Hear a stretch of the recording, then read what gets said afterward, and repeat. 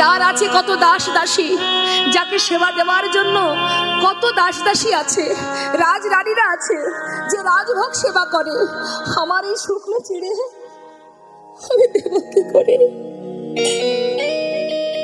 আমি দিতে পারবো না। যদি ও না খায় আমি তো বেশি কষ্ট পাবো, তার থেকে থাক, আমি ওকে দেব না। কি করেছে মা? শুকনো চিড়ে কানাইকে দেবে না বলে সেটা কাপড়ের মধ্যে মানে আঁচল তলে লুকিয়ে রেখেছে। এক পা দু পা করে দাঁড়ে এসে দাঁড়িয়েছে, দেখছি অনেক দোয়ারপাল দাঁড়িরা দাঁড়িয়ে আছে।